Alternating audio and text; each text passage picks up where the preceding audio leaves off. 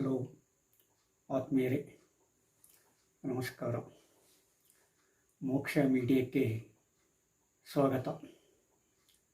ನಾನು ಮೋಕ್ಷ ಹಿರೇಮಠ.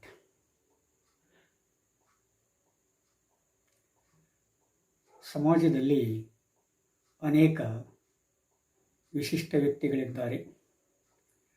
ವಿಸ್ಮಯಕರ ಘಟನೆಗಳಿವೆ. ಅವರ ಜೀವನ ಶೈಲಿಯೇ ಒಂದು ಥರ ಸಾಮಾನ್ಯ ಜನರಿಗೆ ವಿಚಿತ್ರವೆನಿಸುತ್ತದೆ. ಅಂತಹ ಕೆಲವು ಪಂಥ ಪಂಗಡಗಳು ನಮ್ಮ ನಡುವೆ ಇದ್ದು ಸಮಾಜದ ಬದುಕನ್ನು ಹಸನಗೊಳಿಸಲು ಪ್ರಯತ್ನ ಪಡುತ್ತವೆ. ಕೆಲವು ಸಲ ಅದು ಜನಸಾಮಾನ್ಯರಿಗೆ ವಿರೋಧವಾಗಿಯೂ ಕಾಣಬಹುದು. ಆದರೆ ಅವು ಮಾಡುವ ಪ್ರಯತ್ನಗಳು, ತೋರಿಸುತ್ತಿರುವ ದಾರಿಗಳು, ಮಾರ್ಗಗಳನ್ನು ಅಷ್ಟು ಸುಲಭವಾಗಿ ನಾವು ಅಲ್ಲಗಳೆಯಲಿಕ್ಕೆ ಸಾಧ್ಯವಾಗುವುದಿಲ್ಲ. ಅಂಥವುಗಳಲ್ಲಿ ಅವಧೂತರು ಕೂಡ ಒಬ್ಬರು. ಅಂದರೆ ಅವಧೂತರಂದರೆ ಯಾರು? ಅವರ ಗೊತ್ತು ಗುರಿಗಳೇನು? ಅವರ ಜೀವನ ಶೈಲಿ ಹೇಗಿರುತ್ತದೆ? ಇತ್ಯಾದಿ ಪ್ರಶ್ನೆಗಳು ನಮ್ಮ ಮನಸ್ಸಿನಲ್ಲಿ ಉದ್ಭವಿಸುತ್ತವೆ. ಮಾನ್ಯರೇ,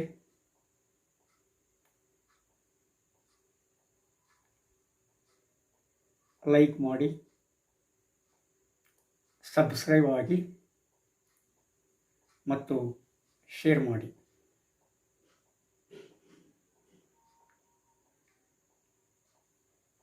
ಈ ಅವಧೂತರನ್ನು ನಾವು ಸಾಮಾನ್ಯವಾಗಿ ಒಂದಿಲ್ಲ ಒಂದು ರೀತಿಯಲ್ಲಿ ನೋಡಿರ್ತೀವಿ.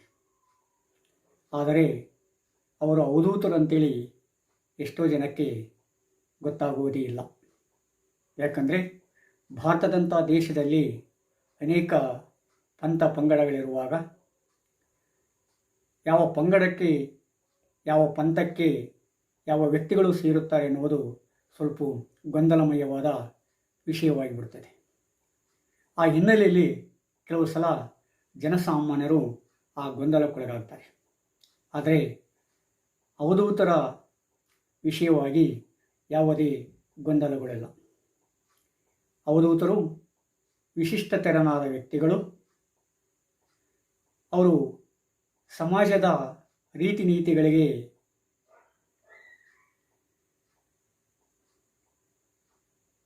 ಬೇರೆ ತೆರನಾದ ರೀತಿ ನೀತಿಗಳನ್ನು ಒಗ್ಗೂಡಿಸಿಕೊಂಡವರು.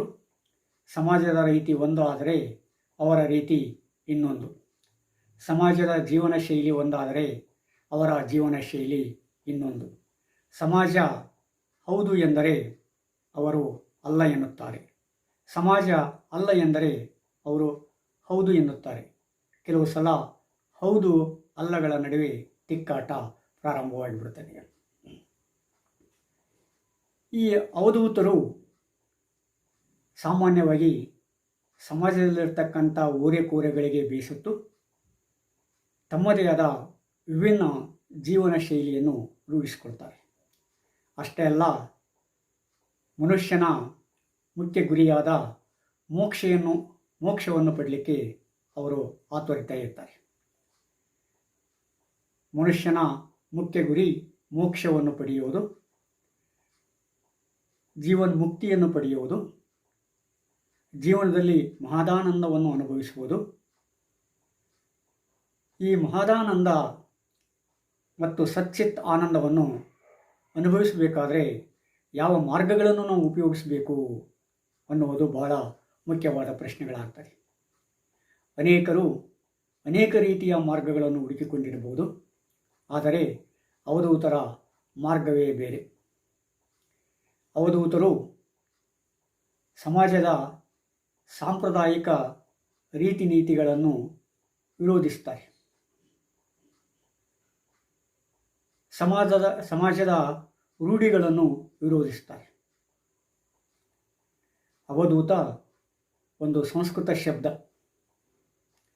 ಅವಧೂತ ಅಂದರೆ ಎಲ್ಲವನ್ನೂ ಕುಡಿವಿದವನು, ಎಲ್ಲವನ್ನೂ ಜಾಡಿಸಿದವನು, ಎಲ್ಲವನ್ನೂ ಬಿಟ್ಟವನು, ಎಲ್ಲವನ್ನೂ ನಿರ್ಲಕ್ಷಿಸಿದವನು, ಎಲ್ಲವನ್ನೂ ಅಲಕ್ಷಿಸಿದವನು, ತನ್ನದೇ ಆದ ದಾರಿಯಲ್ಲಿ ಹೊರಟಿರುವವನು ಅಂತ ಒಂದರ್ಥ. ಇನ್ನೊಂದರ್ಥ ಆವ ಮತ್ತು ದೂತ. ಅಹಂ ದೂತ ಅಂದರೆ ಯಾರೋ ಅಹಮ್ಮನ್ನು ಬಿಟ್ಟಿರ್ತಾರೋ ಅವರು ದೂತರಾಗ್ತಾರೆ. ಅವರು ವಿಶಿಷ್ಟ ಶಕ್ತಿಯ, ವಿಶಿಷ್ಟ ಚೈತನ್ಯದ ಅಹಮ್ಮನ್ನು ಬಿಟ್ಟಿರ್ತಕ್ಕಂಥ ಸಂದೇಶ ಸಾರುವ ವ್ಯಕ್ತಿಗಳಾಗ್ತಾರೆ. ಅಂಥ ಸಂದೇಶ ಸಾರುವ ವ್ಯಕ್ತಿಗಳನ್ನು ನಾವು ಅವಧೂತರು ಅಂತಲೂ ಕರಿಬಹುದು. ಆದರೆ ಕನ್ನಡದ ಪದ ಇದೆ, ಅದಕ್ಕೆ ಸಾಮಾನ್ಯವಾಗಿ ನಾವು ಆರೂಢರು ಅಂತ ಹೇಳ್ತೀವಿ. ಅಂದರೆ ರೂಢಿ ಒಳಗದ್ದನ್ನು ಬಿಟ್ಟವರು, ರೂಢಿಯನ್ನು ಬಿಟ್ಟು ತಮ್ಮದೇ ಆದ ವಿಶಿಷ್ಟ ಶೈಲಿಯನ್ನು ರೂಢಿಸಿಕೊಂಡವರು, ಅವರನ್ನು ಆರೂಢರು ಅಂತ ಹೇಳ್ತೀವಿ. ಈ ಆರೂಢರು ಅವಧೂತ ಸಂಸ್ಕೃತ ಪದಕ್ಕೆ ಉಪಯೋಗವಾಗುವ ಕನ್ನಡ ಪದ. ಈ ಆರೂಢ ಪದ್ಧತಿ ಕರ್ನಾಟಕದಲ್ಲಿ ಸಾಕಷ್ಟು ಬೆಳೆದು ಬಂದಿದೆ. ಸಾಕಷ್ಟು ಜನ ಆರೂಢರು ನಿಮ್ಮ ನಡುವೆ ಇದ್ದಾರೆ. ಅವಧೂತ ಭಾರತದಲ್ಲೆಲ್ಲ ಬೇರೆ ಬೇರೆ ರೀತಿಯಾಗಿ ಬೇರೆ ಬೇರೆ ಪ್ರಾಂತ್ಯಗಳಲ್ಲಿ ಹರಡಿ ಪ್ರಸಿದ್ಧಿಯನ್ನು ಪಡೆದುಕೊಂಡಿದೆ. ಈ ಅವಧೂತರಿಗೆ ಇಂಥದೇ ಕೆಲಸ ಮಾಡಬೇಕು ಅನ್ನುವ ಕಟ್ಟುನಿಟ್ಟುಗಳಿಲ್ಲ. ಅವರು ಯಾವುದೇ ಶಿಸ್ತಿಗೆ, ವೈಯಕ್ತಿಕ ಶಿಸ್ತಿಗೆ ಮತ್ತು ಸಾಮಾಜಿಕ ಶಿಸ್ತಿಗೆ ಒಳಪಡೆಯುವುದಕ್ಕೆ ಇಷ್ಟಪಡುವುದಿಲ್ಲ. ಅವರು ಮನಸ್ಸಿಗೆ ಏನು ಬೇಕೋ, ಏನು ಮಾಡಬೇಕನ್ನಿಸ್ತೋ ಅದನ್ನು ಬಿಟ್ಟು ಮಾಡಬಾರ್ದನ್ನು ಮಾಡುವ ಕೆಲವು ಸಲ ಆತುರಕ್ಕೆ ಇಳಿಯುತ್ತಾರೆ. ಅಂದರೆ ಸಮಾಜದ ರೀತಿ ನೀತಿಗಳಿಗೆ ಬೇರೆಯೇ ತೆರನಾಗಿರ್ತಕ್ಕಂಥ ರೀತಿ ನೀತಿಗಳನ್ನು, ಶೈಲಿಗಳನ್ನು ಈ ಆರೂಢರು, ಅವಧೂತರು ಅಳವಡಿಸಿಕೊಂಡಿರ್ತಾರೆ. ಅವರು ಸಮಾಜದ ಕಣ್ಣಿಗೆ ಒಂದು ಥರ ಹುಚ್ಚರಾಗಿ ಕಾಣ್ತಾರೆ, ತಲೆ ಕೆಟ್ಟವರಾಗಿ ಕಾಣ್ತಾರೆ. ಅವರು ಸಮಾಜಕ್ಕೆ ಯಾವುದೇ ರೀತಿಯ ಮಾನ್ಯತೆಯನ್ನು ಕೊಡುವುದಿಲ್ಲ. ಸಮಾಜ ಅವರನ್ನು ನೋಡಿ ನಕ್ಕರೆ ಅವರು ಸಮಾಜವನ್ನು ನೋಡಿ ನಗುತ್ತಾರೆ. ಅವರು ನಗದೇ ಇರ್ತಕ್ಕಂಥ ಸಮಾಜದಲ್ಲೂ ಕೂಡ ನಕ್ಕು ಬಿಡ್ತಾರೆ. ಅದನ್ನು ನೋಡಿರ್ತಕ್ಕಂಥ ವ್ಯಕ್ತಿಗಳಿಗೆ ಇವ್ರು ಯಾಕೆ ನಗುತ್ತಾ ಇದ್ದಾರೆ ಅಂತ ಪ್ರಶ್ನೆ ಮೂಡುತ್ತೆ. ಅವರಿಗೆ ಯಾವಾಗ ನಗಬೇಕು, ಯಾವಾಗ ಅಳಬೇಕು, ಅವ್ಯಾವು ಪ್ರಶ್ನೆಗಳೇ ಇಲ್ಲ. ಆ ಕ್ಷಣದಲ್ಲಿ ಏನು ಮಾಡಬೇಕು ಅದನ್ನು ಮಾಡಿಬಿಡ್ತಾರೆ. ಅದು ಸಮಾಜಕ್ಕೆ ವಿಚಿತ್ರ ಆಗಿರ್ಬೋದು, ಆದರೆ ಅದು ಅವಧೂತರ ಒಂದು ವಿಶಿಷ್ಟತೆ. ಈ ಅವಧೂತರು ಮೋಕ್ಷವನ್ನು ಪಡಲಿಕ್ಕೆ ಈ ಸಮಾಜದಿಂದ ವಿಚಿತ್ರವಾದ ಶೈಲಿಗಳನ್ನು ತಮ್ಮದೇ ಆದ ರೀತಿಯಲ್ಲಿ ಅಳವಡಿಸಿಕೊಂಡು ತಮ್ಮಲ್ಲಿರ್ತಕ್ಕಂಥ ಮನಸ್ಸಿನ ಕೊಳೆಯನ್ನು ತೊಳೆಯಲಿಕ್ಕೆ ಪ್ರಯತ್ನ ಪಡ್ತಾರೆ. ಸಮಾಜ ದೈಹಿಕ ಕೊಳೆಯನ್ನು, ದೈಹಿಕ ರೋಗಗಳ ಕೊಳೆಯನ್ನು ತೊಳೆಯಬಹುದು, ಆದರೆ ಮಾನಸಿಕ ರೋಗವನ್ನು ತೊಳೆಯುವುದರಲ್ಲಿ ಹಿಂದೆ ಬೀಳುತ್ತದೆ. ಮಾನಸಿಕ ರೋಗವನ್ನು ತೊಳೆಯುವುದರಲ್ಲಿ ವಿಫಲವಾಗುತ್ತದೆ. ಆರೋಗ್ಯಕರ ಮನಸ್ಸನ್ನು ಬೆಳೆಸುವಲ್ಲಿ ವಿಫಲವಾಗ್ತದೆ. ಆದ ಕಾರಣ ಅವಧೂತರು ಹೇಳ್ತಾರೆ, ಆರೋಗ್ಯಕರ ಮನಸ್ಸು ಬಹಳ ಮುಖ್ಯ. ಆರೋಗ್ಯಕರ ಸಮಾಜ ನಿರ್ಮಾಣ ಮಾಡಬೇಕಾದ್ರೆ ಆರೋಗ್ಯಕರ ಮನಸ್ಸು ಬಹಳ ಮುಖ್ಯ. ಆ ಆರೋಗ್ಯಕರ ಮನಸ್ಸನ್ನು ನಾವು ರೂಢಿಸಿಕೊಳ್ಬೇಕಾದ್ರೆ ಸಮಾಜದಿಂದ ಬೇರೆ ತೆರನಾದ ರೂಢಿಗಳನ್ನು ರೂಢಿಸಿಕೊಂಡಾಗ ಮಾತ್ರ ಮನುಷ್ಯ ನನ್ನ ಮನಸ್ಸನ್ನು ಆರೋಗ್ಯಕರವಾಗಿ ಇಟ್ಕೊಳ್ಳೋಕ್ಕೆ ಸಾಧ್ಯತೆ ಇದೆ. ಮನುಷ್ಯನ ಮಾನಸಿಕ ಒಲಸನ್ನು ಕಳೆಯಲಿಕ್ಕೆ ಸಾಧ್ಯತೆ ಇದೆ ಅಂತೇಳಿ ತಿಳಿದುಕೊಂಡವರು. ಆದ್ದರಿಂದ ಅವರು ಮನುಷ್ಯನ ಮನಸ್ಸಿನ ಆರೋಗ್ಯಕರ ಲಕ್ಷಣಕ್ಕೆ, ಮನುಷ್ಯನ ಮನಸ್ಸಿನ ಹೊಲಸನ್ನು ತೊಳೆಯೋದಕ್ಕೆ ಪ್ರಯತ್ನ ಪಡ್ತಾರೆ ಹೊರತು ಹೊರಗಿನ ಲಕ್ಷಣಗಳನ್ನಲ್ಲ. ಸಮಾಜ ಬಾಹ್ಯ ಲಕ್ಷಣಗಳಿಗೆ ಒತ್ತು ಕೊಟ್ಟರೆ ಅವಧೂತರು ಆಂತರ್ಯದ ಲಕ್ಷಣಗಳಿಗೆ ಒತ್ತು ಕೊಡ್ತಾರೆ. ಹೀಗಾಗಿ ಎಷ್ಟೋ ಸಲ ಅವಧೂತರು ಸಮಾಜಕ್ಕೆ ವಿಶಿಷ್ಟ, ವಿಚಿತ್ರ, ಹುಚ್ಚು ವ್ಯಕ್ತಿಗಳಾಗಿ ಕಾಣಿಸ್ತಾರೆ.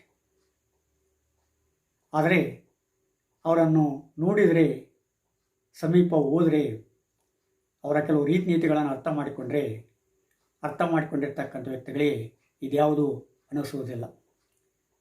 ಆ ಅವಧೂತರ ಲೋಕವೇ ಬೇರೆ, ಅವಧೂತರ ಚಿಂತನೆಯೇ ಬೇರೆ, ಅವಧೂತರ ಗೊತ್ತುಗುರಿಗಳೇ ಬೇರೆ. ಈ ಅವಧೂತರು ಈ ರೀತಿಯ ಗೊತ್ತುಗುರಿಗಳನ್ನು ಜೀವನದಲ್ಲಿ ಅಳವಡಿಸಿಕೊಂಡು ತಮ್ಮದೇ ಆದ ಸಾಧನೆಯನ್ನು ಮಾಡಲಿಕ್ಕೆ ಪ್ರಯತ್ನ ಪಡ್ತಾರೆ. ಅಂದರೆ ಮನಸ್ಸಿನ ಹೊಲಸನ್ನು ಕಳೆದು ಆರೋಗ್ಯಕರ ಮನಸ್ಸನ್ನು ಸ್ಥಾಪಿಸಲಿಕ್ಕೆ ಪ್ರಯತ್ನ ಪಡ್ತಾರೆ. ಎಷ್ಟೋ ಜನ ಅದರಲ್ಲಿ ಸಫಲತೆಯನ್ನು ಕೂಡ ಪಡ್ಕೊಳ್ತಾರೆ. ಆ ಅವಧೂತರ ಸಂಬಂಧಪಟ್ಟಂತೆ ಭಾರತದಲ್ಲಿ ಅನೇಕ ದಂತಕಥೆಗಳಿವೆ. ಆ ಕಥೆಗಳು ಅವಧೂತರ ಬಗ್ಗೆ ಗೌರವವನ್ನು, ಮಾನ್ಯತೆಯನ್ನು ಮಾಡಲಿಕ್ಕೆ ರೂಪುಗೊಂಡಿರ್ತಕ್ಕಂಥ ಕಥೆಗಳಾಗಿರ್ಬೋದು. ಅದರ ಕಥೆಗಳಲ್ಲಿ ತಮ್ಮದೇ ಆದ ಒಂದು ನೈತಿಕತೆ, ಒಂದು ಸಂದೇಶ ತುಂಬಿರ್ತಾ ಇದೆ. ಈ ಅವಧೂತರಲ್ಲಿ ಮತ್ತೆ ಕೆಲವು ಪಂಗಡಗಳಿವೆ. ಈ ಅವಧೂತರಲ್ಲಿ ಬ್ರಹ್ಮಾವಧೂತರು, ಶೈವಾವಧೂತರು, ವೀರಾವಧೂತರು ಮತ್ತು ಕುಲಾವಧೂತರು ಅಂತೇಳಿ 4 ಪಂಗಡಗಳನ್ನು ಮಾಡ್ತಾರೆ. ಈ ಬ್ರಹ್ಮಾವಧೂತರನ್ನು ಗುರುತಿಸುವುದು ಬಹಳ ಸುಲಭವಾದ ಕೆಲಸ. ಬ್ರಹ್ಮಾವಧೂತರು ಹುಟ್ಟಿನಿಂದಲೇ ವಿಶಿಷ್ಟತೆಯನ್ನು ಪಡ್ಕೊಂಡು ಬಿಟ್ಟಿರ್ತಾರೆ. ಹುಟ್ಟಿನಿಂದಲೇ ಒಂದು ಥರ ಹುಚ್ಚಾಗಿ ವರ್ತಿಸಲಿಕ್ಕೆ ಪ್ರಾರಂಭ ಮಾಡ್ತಾರೆ. ಸಮಾಜದ ಆಗುಗೋಳಿಗೆ ಬೇರೆ ತೆರನಾದ ಆಗುಹೋಗುಗಳನ್ನು ತಮ್ಮ ಜೀವನದಲ್ಲಿ ಹುಟ್ಟಿನಿಂದಲೇ ಅಳವಡಿಸಿಬಿಟ್ಟಿರ್ತಾರೆ. ಆ ಕಾರಣದಿಂದ ನಮಗೆ ಅವರನ್ನು ಬಹಳ ಸುಲಭವಾಗಿ ಗುರುತಿಸಬಹುದು. ಇಂಥ ವ್ಯಕ್ತಿಗಳನ್ನು ನಾವು ಕರ್ನಾಟಕದ ಈ ಅವಧೂತ ಪಂಥ ಪ್ರಸಿದ್ಧ ಇರತಕ್ಕಂಥ ಪ್ರಾಂತಗಳಲ್ಲಿ ನೋಡ್ಬೋದು. ಅದು ಕಲ್ಯಾಣ ಕರ್ನಾಟಕವೇ ಆಗಿರ್ಬೋದು, ಕಿತ್ತೂರು ಕರ್ನಾಟಕವೇ ಆಗಿರ್ಬೋದು, ಮೈಸೂರು ಪ್ರಾಂತವೇ ಆಗಿರ್ಬೋದು, ಬೆಂಗಳೂರೇ ಆಗಿರ್ಬೋದು. ಆ ಭಾಗಗಳಲ್ಲೆಲ್ಲ ಇಂಥ ವ್ಯಕ್ತಿಗಳನ್ನು ಒಂದಿಲ್ಲ ಒಂದು ರೀತಿಯಾಗಿ ನಾವು ನೋಡಲಿಕ್ಕೆ ಸಾಧ್ಯತೆ ಇದೆ. ಇದಕ್ಕೆ ಭಾರತದ ಇತರ ರಾಜ್ಯಗಳು ಕೂಡ ಹೊರತಾಗಿಲ್ಲ. ಮಹಾರಾಷ್ಟ್ರದಲ್ಲಿ ಕೂಡ ಅನೇಕ ಅವಧೂತರು ಸಿಗುತ್ತಾರೆ, ಉತ್ತರ ಪ್ರದೇಶದಲ್ಲಿ ಅನೇಕ ಅವಧೂತರು ಸಿಗುತ್ತಾರೆ, ಬಂಗಾಳದಲ್ಲಿ ಅನೇಕ ಅವಧೂತರು ಸಿಗುತ್ತಾರೆ, ಗುಜರಾತ್ನಲ್ಲಿ ಸಿಗುತ್ತಾರೆ, ಹರಿಯಾಣ, ಪಂಜಾಬ್ಗಳಲ್ಲಿ ಕೂಡ ಸಿಗುತ್ತಾರೆ. ಅಂದರೆ ಇಡೀ ಭಾರತದ ತುಂಬೆಲ್ಲ ಈ ಅವಧೂತರ ಒಂದು ತಂಡವನ್ನು, ಅವಧೂತರ ಒಂದು ಗೊತ್ತುಗುರಿಗಳನ್ನು ರೂಢಿಸಿಕೊಳ್ತಕ್ಕಂಥ ವ್ಯಕ್ತಿಗಳನ್ನು ನಾವು ನೋಡಬಹುದು. ಅವಧೂತ ಆಶ್ರಮಗಳಿವೆ. ಆಶ್ರಮಗಳು ಕೂಡ ಬಹಳ ವಿಶಿಷ್ಟ ರೀತಿಯಲ್ಲಿ ತಮ್ಮ ಕಾರ್ಯವನ್ನು ನಿರ್ವಹಿಸ್ತಾ ಇರ್ತವೆ. ಕೆಲವು ಆಶ್ರಮಗಳಲ್ಲಿ ಕೆಲವು ದೇವಸ್ಥಾನಗಳಿಗೆ ಹೋದರೆ ಅಲ್ಲಿ ತೀರ್ಥಗಳನ್ನು ಕೊಡ್ತಾರೆ. ಆದರೆ ಈ ಅವಧೂತ ಆಶ್ರಮಕ್ಕೆ ಹೋದರೆ ಅವರು ತೀರ್ಥ ಅಂತೇಳಿ ಈ ಸೇಂದಿಯನ್ನು ಕೊಡ್ತಕ್ಕಂಥ ಪದ್ಧತಿ ಕೂಡ ಕೆಲವಾರು ಅವಧೂತ ಆಶ್ರಮಗಳಲ್ಲಿ ಇದೆ. ಅಂದರೆ ಸೇಂದಿಯನ್ನೇ ತೀರ್ಥವಾಗಿ ಅವರು ಕೊಡ್ತಾರೆ. ಅಲ್ಲಿ ಹೋಗಿರ್ತಕ್ಕಂಥ ಭಕ್ತರು ಆ ಸೇಂದಿಯನ್ನೇ ತೀರ್ಥ ರೂಪದಲ್ಲಿ ಸೇವಿಸಿ ಕೃತಾರ್ಥರಾಗಿ ತಮ್ಮ ಭಾವನೆಗಳನ್ನು ಚುರುಕುಗೊಳಿಸಲಿಕ್ಕೆ, ಮನಸ್ಸನ್ನು ಆರೋಗ್ಯಕರವಾಗಿ ಇಟ್ಕೊಳ್ಳಿಕ್ಕೆ ಪ್ರಯತ್ನ ಪಡ್ತಾರೆ. ಸೊ ಯಾವುದನ್ನು ಸಮಾಜ ಬಹಿಷ್ಕರಿಸಿರ್ತದೋ ಅಂಥವುದನ್ನು ಅವಧೂತರು ಸ್ವೀಕರಿಸಿರ್ತಾರೆ. ಯಾವುದನ್ನು ಸಮಾಜ ತಿರಸ್ಕರಿಸಿರ್ತದೋ ಅಂಥವುದನ್ನು ಅವಧೂತರು ಅಪ್ಪಿಕೊಳ್ತಾರೆ.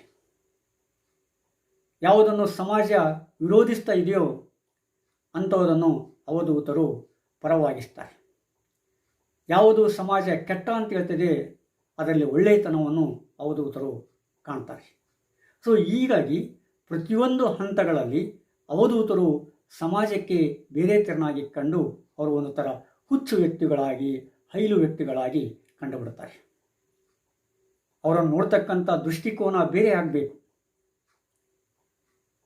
ಈ ಅವಧೂತರ ಇನ್ನೊಂದು ಲಕ್ಷಣ ಅನ್ನಪ್ಪ ಅಂತಂದರೆ ಅವರಿಗೆ ತಾವೇನು ಮಾಡ್ತೀವಿ ಅನ್ನೋ ಪ್ರಜ್ಞೆ ಇರೋದಿಲ್ಲ. ಎಷ್ಟೋ ಸಲ ಊಟ ಸಿಕ್ಕರೆ ಊಟ ಮಾಡಬೇಕಂತ ಏನಿಲ್ಲ, ಸಿಕ್ಕರೆ ಊಟ ಮಾಡ್ಬೋದು, ಇಲ್ದ ಹಾಗೆ ಇರ್ಬೋದು. ಸಾಮಾನ್ಯವಾಗಿ ಊಟ ಮಾಡಿದ ಮೇಲೆ ನಾವು ಕೈಯನ್ನು ತೊಳೆದುಕೊಳ್ತೇವೆ. ಆದರೆ ಅವಧೂತರು ಕೈಯನ್ನು ತೊಳೆಯಬೇಕಂತ ಏನಿಲ್ಲ. ತಮ್ಮಲ್ಲಿರ್ತಕ್ಕಂಥ ಚೂಟು ಬಟ್ಟೆಗೆ ಒರೆಸಿಬಿಡ್ಬೋದು, ಅಥವಾ ಮುಸುರೆ ಕೈಯನ್ನು ಈ ಭೂಮಿಯಲ್ಲಿರ್ತಕ್ಕಂಥ ಮಣ್ಣಿನಿಂದನೇ ಒರೆಸಿಬಿಡ್ಬೋದು. ಆ ನೀರಿನಿಂದ ತೊಳಿಬೇಕಂತ ಏನಿಲ್ಲ. ಅದು ಅಂದರೆ ಈ ತೆರನಾದ ಚಟುವಟಿಕೆಗಳು ಈ ನಾಗರಿಕ ಸಮಾಜಕ್ಕೆ ಒಂದು ತೆರನಾಗಿ ಕಾಣುತ್ತೆ. ಆದರೆ ಆ ಅವಧೂತರ ಮನಸ್ಸಿನ ಒಳಗಿನ ಲಕ್ಷಣಗಳನ್ನು, ಒಳಗಿನ ಉದ್ದೇಶಗಳನ್ನು ನೋಡಿಬಿಟ್ರೆ ಅವರ ಲೋಕಕ್ಕೆ ನಾವು ಶರಣಾಗಬೇಕಾಗತ್ತೆ. ಅವರ ಒಂದು ಗೊತ್ತು ಗುರಿಗಳಿಗೆ ನಾವು ತಲೆಬಾಗಲೇಬೇಕಾಗತ್ತೆ. ಈ ಅವಧೂತರ, ಬ್ರಹ್ಮಾವಧೂತರನ್ನು ಈ ರೀತಿಯಾಗಿ ಹುಟ್ಟಿನಿಂದಲೇ ನಾವು ಗುರುತಿಸ್ಬೋದು. ಅದೇ ರೀತಿಯಾಗಿ ಶೈವ ಅವಧೂತರು ಇರ್ತಾರೆ. ಈ ಶೈವ ಅವಧೂತರು ಹುಟ್ಟಿನಿಂದಲೇ ಅವಧೂತರಾಗಬೇಕಾಗಿರಲ್ಲ, ಅಥವಾ ಹುಟ್ಟಿನಿಂದಲೇ ಅವಧೂತರ ಲಕ್ಷಣಗಳನ್ನು ಪಡೆದುಕೊಂಡು ಬರಬೇಕಾಗಿಲ್ಲ. ಅವರು ಸಮಾಜದಲ್ಲಿದ್ದುಕೊಂಡು ಕೆಲವು ವರ್ಷ ಸಮಾಜದ ರೀತಿ ನೀತಿಗಳನ್ನು ಅನುಸರಿಸಿ ಸಂಸಾರ ಮಾಡಿ ಆಮೇಲೆ ಸಮಾಜವನ್ನು ಬಿಟ್ಟು ಹೊರಗೆ ಬಂದುಬಿಡ್ತಾರೆ. ಸಮಾಜದ ರೀತಿ ನೀತಿಗಳನ್ನು ವಿರೋಧಿಸಿ ಅವುಗಳ ಅನರ್ಥತೆಯನ್ನು ಕಂಡುಕೊಂಡು ಅವರೇನು ಮಾಡಿಬಿಡ್ತಾರೆ, ಈ ಅವಧೂತ ಪ್ರಜ್ಞೆಯನ್ನು ಒಪ್ಪಿಕೊಂಡು ಬಿಡ್ತಾರೆ. ಅವರು ಸಾಮಾನ್ಯವಾಗಿ ಶೈವಾವಧೂತರು ಸಂಸಾರ ಮಾಡಿಕೊಂಡು, ಎಲ್ಲ ಅವಧೂತರು ಕೂಡ ಸಂಸಾರವನ್ನು ಮಾಡಿರ್ತಾರೆ. ಆದರೆ ಶೈವ ಅವಧೂತರು ಈ ಸಮಾಧಿ ಸ್ಥಿತಿಯಲ್ಲಿ ಹೆಚ್ಚಿಗೆ ಇರ್ತಾರೆ. ಕೆಲವು ಸಲ ವಿಭೂತಿ ಬಡ್ಕೊಳ್ಬೋದು. ಎಲ್ಲ ಅವಧೂತರು ರುದ್ರಾಕ್ಷಿಗಳನ್ನು ಧರಿಸಿರ್ತಾರೆ, ವಿಭೂತಿಯನ್ನು ಬಡ್ಕೊಳ್ತಾರೆ. ವಿಶೇಷವಾಗಿ ಶೈವ ಅವಧೂತರು ಹಣೆಯ ಮೇಲೆ, ದೇಹದ ಮೇಲೆ ವಿಭೂತಿಯನ್ನು ಧರಿಸಿದರೆ, ಉಳಿದ ಅವಧೂತರು ಏನು ಮಾಡ್ತಾರೆ, ಈ ಬೂದಿಯನ್ನು ತಮ್ಮ ಮೈಗೆಲ್ಲ ಬಳಕೊಂಡಿರ್ತಾರೆ, ಮುಖಕ್ಕೆಲ್ಲ ಬಳಕೊಂಡಿರ್ತಾರೆ. ಹೀಗಾಗಿ ಈ ಶೈವ ಅವಧೂತರನ್ನು ನಾವು ಸುಲಭವಾಗಿ ಗುರುತಿಸಿಬಿಡ್ಬೋದು. ಆದರೆ ಶೈವ ಅವಧೂತರು ಕೂಡ ಸಮಾಧಿ ಸ್ಥಿತಿಯಲ್ಲಿರೋದರಿಂದ ಅವರು ಸಮಾಜದ ಇನ್ನಿತರ ವ್ಯಕ್ತಿಗಳ ಬಗ್ಗೆ ಅಥವಾ ಸಮಾಜ ಇನ್ನಿತರ ವ್ಯಕ್ತಿಗಳ ಒಡನೆ ಅವರು ಅಷ್ಟಾಗಿ ಒಡನಾಟ ಮಾಡಲಿಕ್ಕೆ ಸಾಧ್ಯತೆ ಆಗೋದಿಲ್ಲ. ಇನ್ನು ಮೂರನೇದವರು ವೀರ ಅವಧೂತರು ಅಂತೇಳಿ. ಈ ವೀರ ಅವಧೂತರು ಸಂಚಾರಿಗಳು. ಇವರು ಒಂಥರ ಹಠವಾದಿಗಳು. ಹಠ ಯೋಗದ ಮೂಲಕನೇ ಮನುಷ್ಯನ ಮನಸ್ಸನ್ನು ಶಿಷ್ಟಿಗೊಳಪಡಿಸಲಿಕ್ಕೆ ಪ್ರಯತ್ನ ಪಟ್ಟವರು. ಹಠ ಯೋಗದಿಂದಲೇ ಮೋಕ್ಷವನ್ನು ಪಡಲಿಕ್ಕೆ ಪ್ರಯತ್ನ ಪಡ್ತಾ ಇರ್ತಾರೆ. ಈ ಹಠವಾದಿಗಳು ರುದ್ರಾಕ್ಷಿ, ಮಾಲೆ, ಎಲುಬಿನ ಒಂದು ತುಂಡನ್ನು ಧರಿಸುವುದಲ್ಲದೆ ಅವರ ಜೊತೆ ಏನು ಮಾಡ್ತಾರೆ, ಈ ಪರಶುರಾಮನ ಕೊಡಲಿ ಮತ್ತು ಈ ಕಮಂಡಲವನ್ನು ತೆಗೆದುಕೊಂಡು ಹೋಗ್ತಾರೆ, ಡಮರವನ್ನು ತೆಗೆದುಕೊಂಡು ಹೋಗ್ತಾರೆ. ಈ ಪರಶುರಾಮನ ಕೊಡಲಿಯನ್ನು ಅವರು ಪವಿತ್ರ ಅಂತ ತಿಳ್ಕೊಳ್ತಾರೆ. ಶಿವನ ಡಮರನ್ನು ಕೂಡ ತಮ್ಮ ದೇಹಕ್ಕೆ ನೇತಾಕಿರ್ತಾರೆ ಅಥವಾ ಕುತ್ತಿಗೆಗೆ ನೇತಾಕೊಂಡಿರ್ತಾರೆ. ಅದೇ ರೀತಿ ಆ ಪರಶುರಾಮನ ಕೊಡೆಯನ್ನು ಕೂಡ ಇಂದು ಒಯ್ತಾ ಇರ್ತಾರೆ. ಅವರು ಒಂದು ಸ್ಥಳದಲ್ಲಿ ನಿಲ್ಲೋದಿಲ್ಲ, ಒಂದು ಸ್ಥಳದಿಂದ ಇನ್ನೊಂದು ಸ್ಥಳಕ್ಕೆ ಹೋಗ್ತಾ ಇರ್ತಾರೆ. ಆ ಬಂದಿರತಕ್ಕಂಥ ಪ್ರಸಂಗಗಳನ್ನು ಅವರು ವಿಶೇಷ ರೀತಿಯಾಗಿ ಎದುರಿಸಲಿಕ್ಕೆ ಸಾಮಾನ್ಯವಾಗಿ ಇವುಗಳನ್ನು ಅವರು ಉಪಯೋಗ ಮಾಡ್ತಾರೆ. ಇವರು ಬಹಳ ಹಠವಾದಿಗಳು. ಅವರು ಏನು ಮಾಡ್ತಾರೆ ಕೆಲವು ಸಲ ಗೊತ್ತಾಗಲ್ಲ. ಆ ರೀತಿಯಾದ ಕೆಲವು ಲಕ್ಷಣಗಳನ್ನು ಈ ವೀರಾವಧೂತರು ಪಡೆದುಕೊಂಡಿರ್ತಾರೆ. ಇನ್ನು ಕುಲಾವಧೂತರು, ಇವರು ಒಂದು ವಿಶಿಷ್ಟತೆ. ಈ ಕುಲಾವಧೂತರು ಸಮಾಜದಲ್ಲೇ ಇರ್ತಾರೆ, ಸಂಸಾರ ಇರುತ್ತೆ, ಮಡದಿ ಮಕ್ಕಳುಗಳಿರ್ತಾರೆ, ಸಂಬಂಧಿಕರಿರ್ತಾರೆ. ಆದರೂ ಕೂಡ ಇವ್ಯಾವುದಕ್ಕೂ ಅವರು ಸಂಬಂಧ ಇರುವುದಿಲ್ಲ. ಮಡದಿ ಇದ್ದು ಇಲ್ದಂಗೆ ಇರ್ತಾರೆ, ಮಕ್ಕಳು ಇದ್ದು ಇಲ್ದಂಗೆ ಇರ್ತವೆ, ಬಂಧು ಬಾಂಧವರು ಇದ್ದು ಇಲ್ದಂಗೆ ಇರ್ತಾರೆ, ಸಮಾಜ ಇನ್ನೂ ಇತರ ವ್ಯಕ್ತಿಗಳು ಇದ್ದು ಇಲ್ದಂಗೆ ಅವರು ಇರ್ತಾರೆ. ಅವರ ನಡುವೆ ಇರ್ತಾರೆ, ಆದರೆ ಅವರೊಂದಿಗೆ ಇರೋದಿಲ್ಲ. ಅವರು ಕೂಡ ಮಾತಾಡಿದ್ರು ಕೂಡ ಮಾತು ಮನಸ್ಸು ಎಲ್ಲೋ ಇರ್ತದೆ. ಈ ಕುಲಾವಧೂತರು ರಾಜರಾಗಿರ್ಬೋದು, ಸಂಸಾರಿಗಳಾಗಿರ್ಬೋದು, ಭಿಕ್ಷುಕರಾಗಿರ್ಬೋದು, ಇನ್ನು ಯಾರೋ ಸಾಧು ಸಂತರಾಗಿರ್ಬೋದು. ಇವರನ್ನು ಗುರುತಿಸೋದು ಭಾಳ ಕಷ್ಟ ಆಗುತ್ತೆ. ಯಾಕಂದರೆ ಇಂಥವರನ್ನೇ ನೀವು ಕುಲಾವಧೂತರು ಅಂತ ಹೇಳಲಿಕ್ಕೆ ಸಾಧ್ಯತೆ ಆಗಲ್ಲ. ಬ್ರಹ್ಮಾವಧೂತರನ್ನು ಗುರುತಿಸ್ಬೋದು, ಶೈವ ಅವಧೂತರನ್ನು ಗುರುತಿಸ್ಬೋದು, ವೀರ ಅವಧೂತರನ್ನು ಗುರುತಿಸ್ಬೋದು. ಆದರೆ ಈ ಕುಲಾವಧೂತರನ್ನು ಗುರುತಿಸೋದು ಭಾಳ ಕಷ್ಟ ಆಗುತ್ತೆ. ಯಾಕಂದರೆ ಇವರು ನಮ್ಮ ನಡುವೆ ಇದ್ದು ನಮ್ಮಂದಿಗಿದ್ದು ನಮ್ಮಂತಿದ್ದರೂ ಕೂಡ ನಮ್ಮಂತೆ ಇರುವುದಿಲ್ಲ. ಇವರನ್ನು ಒಂದು ಥರ ಹಂಸಾವಧೂತರು ಅಂತ ಹೇಳ್ತಾರೆ. ಈ ಹಂಸ ನೀರು ಯಾವುದು ಮತ್ತು ಹಾಲು ಯಾವುದು ಅಂತ ಪರ್ಟಿಕ್ಯುಲರ್ ವಿಶೇಷವಾಗಿ ಪತ್ತೆ ಹಚ್ಚುತ್ತಂತೆ. ಮನುಷ್ಯ ಕೂಡ ಗುರುತಿಸಲಿಕ್ಕೆ ಸಾಧ್ಯತೆ ಇಲ್ಲ ಇಂಥ ವಿಷಯವನ್ನು. ಆದರೆ ಹಂಸ ಮಾತ್ರ ಆ ನೀರು ಮತ್ತು ಹಾಲನ್ನು ಪ್ರತ್ಯೇಕಿಸ್ತದಂತೆ. ಅಂಥ ಒಂದು ಗುಣವನ್ನು ಈ ಹಂಸಾವಧೂತರು ಅಥವಾ ಕುಲಾವಧೂತರು ಅಳವಡಿಸಿಕೊಂಡಿರ್ತಾರೆ. ಈ ಕುರಿತು ಜಯಚಾಮರಾಜೇಂದ್ರ ಒಡೆಯರ್ ಕೆಲವು ಅಭಿಪ್ರಾಯಗಳನ್ನು ವ್ಯಕ್ತಪಡಿಸ್ತಾರೆ. ಜಾನ್ ವುಡ್ರಪ್ ಅಂತಕ್ಕಂಥ ಯುರೋಪಿನ ವ್ಯಕ್ತಿ ಕೂಡ ಅನೇಕ ವಿಚಾರಗಳನ್ನು ಈ ಅವಧೂತರ ಬಗ್ಗೆ ಹೇಳ್ತಾರೆ. ಆಮೇಲೆ ಸ್ಟೀನ್ ಅಂತಕ್ಕಂಥ ಇನ್ನೊಬ್ಬ ಯುರೋಪಿಯನ್ ವ್ಯಕ್ತಿ ಕೂಡ ಈ ಅವಧೂತರ ಬಗ್ಗೆ ಅಭ್ಯಾಸ ಮಾಡಿ ಬೇರೆ ಬೇರೆ ವಿಚಾರಗಳನ್ನು ಓದುಗರ ಮುಂದಿಡ್ತಾರೆ. ಅಂದರೆ ಈ ರೀತಿಯಾಗಿ ಅವಧೂತರು ಸಮಾಜದ ನಡುವೆ ಇದ್ದು ಸಮಾಜದಿಂದ ದೂರವಾಗಿ ಈ ಮನಸ್ಸಿನ ಕೊಳೆಯನ್ನು ಕಳೆಯಲಿಕ್ಕೆ ಪ್ರಯತ್ನ ಪಡ್ತಕ್ಕಂಥ ವ್ಯಕ್ತಿಗಳು. ಈ ಅವಧೂತ ಪಂಥ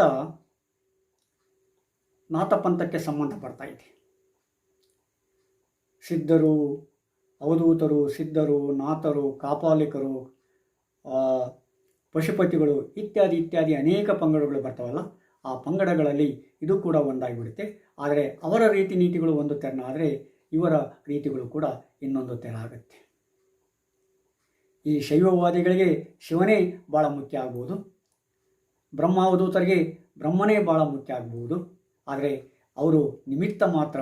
ಅವರನ್ನು ಮೀರಿ ಹೋಗಲಿಕ್ಕೆ, ಅಂದರೆ ಅದನ್ನು ಮೀರಿ ಮೋಕ್ಷವನ್ನು ಪಡಲಿಕ್ಕೆ ಈ ಅವಧೂತರು ಪ್ರಯತ್ನ ಪಡ್ತಾ ಇರ್ತಾರೆ. ಈ ರೀತಿಯಾಗಿ ಈ ಅವಧೂತರನ್ನು ಕೆಲವು ಶಕ್ತಿ ಕೇಂದ್ರಗಳಾದ ಜಾತ್ರೆಗಳಲ್ಲಿ ನಾವು ಕಾಣಬಹುದು. ಅವರನ್ನು ಕೆಲವು ಸಲ ಸಾಧು ಅಂತ ಹೇಳ್ತೀವಿ, ಸಂತರು ಅಂತ ಹೇಳ್ತೀವಿ, ಯೋಗಿಗಳು ಅಂತ ಹೇಳ್ತೀವಿ. ಅವರು ಭಂಗಿಗಳನ್ನು ಸೇರ್ತಾರೆ, ಸೆರೆಯನ್ನು ಸೇವಿಸ್ತಾರೆ, ಬಟ್ಟೆಯನ್ನು ಬಿಟ್ಟು ಬಿಡ್ತಾರೆ. ಕೆಲವು ಸಲ ಬರೀ ಲಂಗೋಟಿ ಮೇಲೆ ಹೋಗ್ತಾರೆ. ಕೆಲವು ಸಲ ಮೈಯೆಲ್ಲ ಬಟ್ಟೆ ಹಾಕ್ಕೊಂಡಿರ್ತಾರೆ. ಕೆಲವರು ಕಾವಿ ಬಟ್ಟೆಯನ್ನು ಉಪಯೋಗ ಮಾಡ್ತಾರೆ, ಇನ್ನು ಕೆಲವರು ಬಟ್ಟೆನೇ ಉಪಯೋಗ ಮಾಡೋದಿಲ್ಲ. ಮತ್ತು ಕೆಲವರು ಸಮಾಜದಲ್ಲಿರ್ತಕ್ಕಂಥ ಇನ್ನಿತರ ವ್ಯಕ್ತಿಗಳು ಯಾವ ರೀತಿ ಇರ್ತಾರೋ ಅದೇ ರೀತಿ ಇರ್ತಾರೆ, ಆದರೆ ಅವಧೂತರಾಗಿರ್ತಾರೆ. ಈ ರೀತಿಯಾಗಿ ಬೇರೆ ಬೇರೆ ವಿಶಿಷ್ಟತೆಯನ್ನು ಒಳಗೊಂಡು ಈ ಭಾರತ ಮಣ್ಣಿನಲ್ಲಿ ಉದ್ಭವವಾಗಿರ್ತಕ್ಕಂಥ ಮೋಕ್ಷಕ್ಕೆ ಮಾರು ಹೋಗಿ ಆ ಮೋಕ್ಷವನ್ನು ತಮ್ಮದೇ ರೀತಿಯಲ್ಲಿ ಪಡಲಿಕ್ಕೆ ಈ ಅವಧೂತರು ಭಾಳ ಪ್ರಯತ್ನ ಪಡ್ತಿರ್ತಾರೆ. ಅವಧೂತರಿಂದ ಸಮಾಜಕ್ಕೆ ಹಾನಿ ಏನಿಲ್ಲ. ಸಮಾಜದಿಂದ ಅವಧೂತರಿಗೆ ಹಾನಿ ಇರಬಹುದು. ಕೆಲವು ಸಲ ಅವರನ್ನು ಹುಚ್ಚರಂತ ತಿಳಿದುಕೊಂಡು ಎಷ್ಟೋ ಸಲ ಕೆಲವು ವ್ಯಕ್ತಿಗಳು ಅವರನ್ನು ಊರು ಬಿಡಿಸಿಬಿಡ್ತಾರೆ. ಸಣ್ಣ ಪುಟ್ಟ ಮಕ್ಕಳು ಏನು ಮಾಡ್ತಾರೆ, ಕಲ್ಲು ತಗೊಂಡು ಎಸಲಿಕ್ಕೆ ಶುರು ಮಾಡ್ತಾರೆ. ಹೀಗಾಗಿ ಎಷ್ಟೋ ಜನ ಅವಧೂತರು ಈ ಕಷ್ಟಗಳನ್ನು ಅನುಭವಿಸ್ತಾರೆ. ವೀರಾವಧೂತ ಅಂತವರು ಅವರು ನಾಡನ್ನೇ ಬಿಟ್ಟು ಕಾಡನ್ನೇ ಸೇರಿಬಿಡ್ತಾರೆ. ಆ ಕಾಡಿನಲ್ಲಿಯೇ ತಮ್ಮ ಸಾಧನೆಯನ್ನು ಮಾಡಲಿಕ್ಕೆ ಶುರು ಮಾಡ್ತಾರೆ. ಹೀಗಾಗಿ ಅವರಿಗೆ ಡಮರು ಮತ್ತು ಕೊಡಲಿ ಭಾಳ ಪ್ರಮುಖವಾದ ಆಯುಧಗಳಾಗ್ತವೆ. ಹೀಗೆ ನಾವು ಅವಧೂತರ ಕೆಲವು ಲಕ್ಷಣಗಳನ್ನು ಗುರುತಿಸಬಹುದು. ಈ ಅವಧೂತ ಪಂಥ ಭಾರತದ ಅನೇಕ ಪಂಥಗಳಂತೆ ಪಂಗಡಗಳಂತೆ ಒಂದು ಪಂಗಡವಾಗಿ ಬೆಳೆದಿದೆ. ಆ ಪಂಗಡ ತನ್ನದೇ ಆದ ಗೊತ್ತು ಗುರಿಗಳನ್ನು ಹೊಂದಿದೆ. ಆ ಗೊತ್ತು ಗುರಿಗಳು, ಆ ಪಂಗಡದ ರೀತಿ ನೀತಿಗಳು ಸಮಾಜದಲ್ಲಿ ಆಳವಾಗಿ ಬೇರೂರಿವೆ. ಅವುಗಳನ್ನು ನಾವು ಬೇರೆ ರೀತಿಯಾಗಿ ಕಂಡು ಅವುಗಳೊಡನೆ ಸಾಮರಸ್ಯವನ್ನು ಪಡೆದುಕೊಳ್ಳಬೇಕೇ ಹೊರತು ಅವುಗಳನ್ನು ವಿರೋಧಿಸ್ತಾ ಹೋದರೆ, ಅವುಗಳ ಜೊತೆ ಸಂಘರ್ಷಕ್ಕಿಳಿದರೆ ಅವು ಬೇರೆ ತೆರನಾದ ಸಾಮಾಜಿಕ ಹಾನಿಯನ್ನು ಮಾಡಲಿಕ್ಕೆ ಸಾಧ್ಯತೆ ಇದೆ. ಅವು ಬೇರೆ ತೆರನಾದ ಸಮಾಜದ ಮೇಲೆ ಕೆಟ್ಟ ಪರಿಣಾಮವನ್ನು ಬೀರಲಿಕ್ಕೆ ಸಾಧ್ಯತೆ ಇದೆ. ಆದ ಕಾರಣ ಸಾಮಾನ್ಯವಾಗಿ ಭಾರತದ ಮಣ್ಣಿನಲ್ಲಿ ಸಾಧು ಸಂತರನ್ನು ನಾವು ಗೌರವದಿಂದ ಕಾಣ್ತಾ ಇದ್ದೇವೆ. ಸ್ವಾಮಿಗಳನ್ನು ಗೌರವದಿಂದ ಕಾಣ್ತಾ ಇದ್ದೇವೆ. ಆ ಗೌರವವನ್ನು ಎಷ್ಟು ಮಟ್ಟಿಗೆ ಅವರು ಉಳಿಸಿಕೊಂಡಿದ್ದಾರೆ ಅದು ಬೇರೆ ವಿಷಯ. ಎಷ್ಟೋ ಸಲ ಸಾಧು ಸಂತರು, ಅವಧೂತರು, ಸ್ವಾಮಿಗಳು ಅನ್ನುವುದು ಅದಕ್ಕೆ ವಿರೋಧವಾಗಿ ನಿಂತುಕೊಂಡಿರ್ತಾರೆ. ಆದರೂ ಕೂಡ ಸಮಾಜದಲ್ಲಿ ಕೆಲವಾರು ನಿಯಮಗಳ ಹಿನ್ನೆಲೆ, ಕೆಲವಾರು ಅನಿಸಿಕೆಗಳ ಹಿನ್ನೆಲೆಯಲ್ಲಿ ಅವರಿಗೆ ನಾವು ಮಾನ್ಯತೆಯನ್ನು ಕೊಡ್ತೇವೆ, ಅವರಿಗೆ ಗೌರವವನ್ನು ಕೊಡ್ತೇವೆ. ಅದನ್ನು ಅವರು ಕೂಡ ಅರ್ಥ ಮಾಡಿಕೊಂಡು ಸರಿಯಾದ ರೀತಿಯಲ್ಲಿ ಹೋಗಬೇಕಾಗತ್ತೆ. ಸಮಾಜ ಕೂಡ ಅದನ್ನು ಅರ್ಥ ಮಾಡಿಕೊಂಡು ಸರಿಯಾದ ರೀತಿಯಲ್ಲಿ ಮುನ್ನಡೆಸಲಿಕ್ಕೆ ಒಂದು ವಾತಾವರಣವನ್ನು ನಿರ್ಮಾಣ ಮಾಡಬೇಕಾಗುತ್ತೆ. ಹಾಗಿದ್ದಾಗ ಮಾತ್ರ ನಾವು ಭವ್ಯವಾದ ಭಾರತವನ್ನು, ಆರೋಗ್ಯಕರ ಭಾರತವನ್ನು, ಆರೋಗ್ಯಕರ ಮನಸ್ಸಿನ ಭಾರತವನ್ನು ಮತ್ತು ಈ ಯೋಗ ಮೋಕ್ಷದ ಗುರಿಗಳನ್ನು ಭಾಳ ಸುಲಭವಾಗಿ ಮುಟ್ಟಿಸಿ ಅದನ್ನು ಇಡೀ ಜಗತ್ತಿನಲ್ಲೇ ತೋರಿಸಲಿಕ್ಕೆ ಹೇಳಲಿಕ್ಕೆ ಸಾಧ್ಯತೆ ಆಗುತ್ತೆ. ಅಂಥ ಸ್ಥಿತಿ ಬಂದಾಗ ಮಾತ್ರ ಭಾರತ ಯೋಗ, ಆಧ್ಯಾತ್ಮ ಮತ್ತು ಮೋಕ್ಷದ ಬಗ್ಗೆ ಜಾಗತಿಕ ಜಗದ್ಗುರುವಾಗಬಹುದೇ ಹೊರತು ಇಲ್ಲದಿದ್ದರೆ ಅದು ಒಂದು ಅನಿಸಿಕೆ ಆಗುತ್ತೆ, ಅದು ಒಂದು ಆಕಾಂಕ್ಷೆ ಆಗುತ್ತೆ. ಈ ಅನಿಸಿಕೆ ಮತ್ತು ಆಕಾಂಕ್ಷೆಯಾಗಿ ಅನಿಸಿಕೆಯಾಗಿ ಉಳಿಬಾರ್ದು. ಆ ಕಂಡ ಕನಸು ನನಸಾಗಬೇಕು. ನನಸಾಗಬೇಕಾದ್ರೆ ನಮ್ಮ ನಡುವಿರ್ತಕ್ಕಂಥ ಈ ವ್ಯಕ್ತಿಗಳು, ನಾವೇನು ಮಾನ್ಯ ಮಾಡಿರ್ತೀವಲ್ಲ, ಸಮಾಜ ಏನು ಗೌರವ ಕೊಡ್ತಾ ಇದೆಯಲ್ಲ, ಆ ವ್ಯಕ್ತಿಗಳು ತಮ್ಮ ಮಿತಿಗಳನ್ನು ಅರ್ಥ ಮಾಡಿಕೊಂಡು ಕೊಡುಗೆಯನ್ನು ಕೊಟ್ಟಾಗ ಏನಾಗುತ್ತೆ, ಅದೊಂದು ಅದ್ಭುತವಾದ ವ್ಯವಸ್ಥೆ ಆಗುತ್ತೆ. ಇಂಥ ಒಂದು ಅದ್ಭುತ ಆರೋಗ್ಯಕರ ಜಾತಿ ಮತ ಪಂಥಗಳಿಲ್ಲದ ಒಂದು ವ್ಯವಸ್ಥೆಯನ್ನು ನಾವು ನಿರೀಕ್ಷೆ ಮಾಡೋಣ. ಆ ವ್ಯವಸ್ಥೆ ಬರಲಿ ಅಂತ ಆಶಿಸ್ತೀನಿ. ಮಾನ್ಯರೇ, ಲೈಕ್ ಮಾಡಿ, ಸಬ್ಸ್ಕ್ರೈಬ್ ಆಗಿ, ಶೇರ್ ಮಾಡಿ. ಮತ್ತೆ ಮುಂದಿನ ಕಥಾನಕದಲ್ಲಿ ಭೇಟಿಯಾಗೋಣ. ನಮಸ್ಕಾರ.